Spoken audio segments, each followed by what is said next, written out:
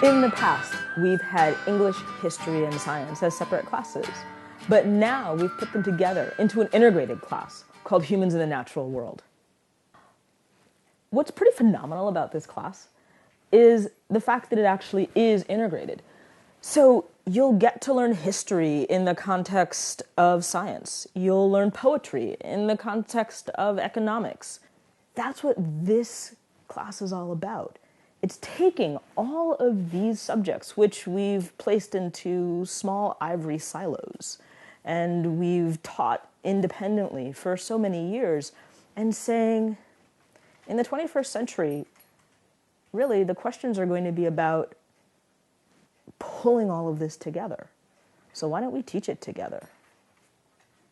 What's also pretty cool is that you're going to actually be collecting data, not doing experiments that everyone and his uncle has done before you, and that you could, in fact, just grab their old lab notebooks and figure out what the answer was. You'll be collecting real data.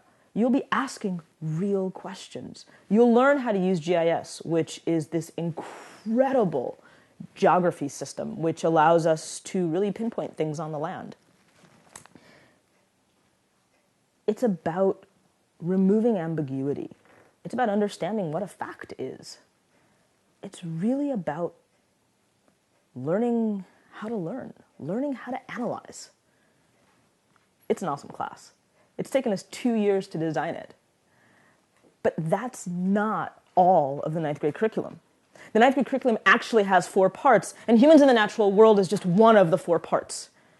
You'll be placed in a math class, which will be based on your ability level. You'll be placed in a language class based on your ability level. And you'll have the option to take art.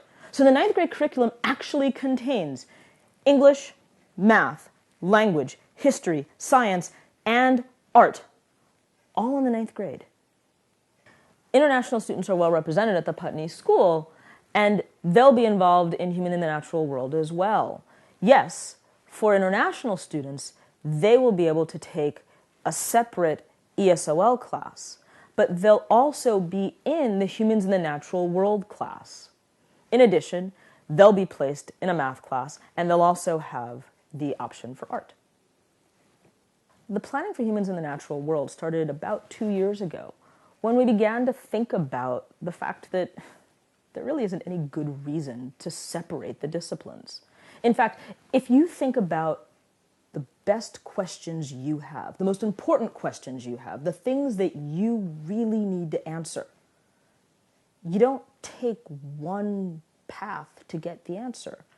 You don't use one subject. You don't open up your English textbook and say, I need to figure this out, and I'm only going to find the answer there.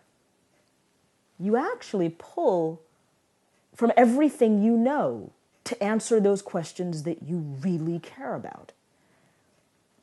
Humans in the Natural World contains a lot of writing. Different types of writing. Analytical writing, imaginative writing, descriptive writing, but a lot of writing. It's not meant for the faint of heart. In fact, in order to be successful, you need to be fearless. Fearless enough to dive into ambiguity. Fearless enough to go places that you've never been before. Fearless enough to embrace failure and to know that that's okay. To know that's really how we learn. The freshman curriculum, all of it, really is designed to be a foundation for thinking, a foundation for analysis, a foundation that's data-driven. The questions that are really important to you, to me, to anyone else aren't kept inside of an academic silo. They're accessed if you learn the tools of all the disciplines, and then you can apply them. That's what we're teaching. And the best way to do it is together. Have you ever wondered how you know what you know? How what's written inside of a textbook got there in the first place? How does the author know that that's true? The question, that simple question, is what we ask in the ninth grade year. In many ways, It's about the transition from middle school to high school, and the transition from high school to the rest of your life. We're asking those questions directly. And we want you to begin to think about them now. We want you to begin to come up with answers.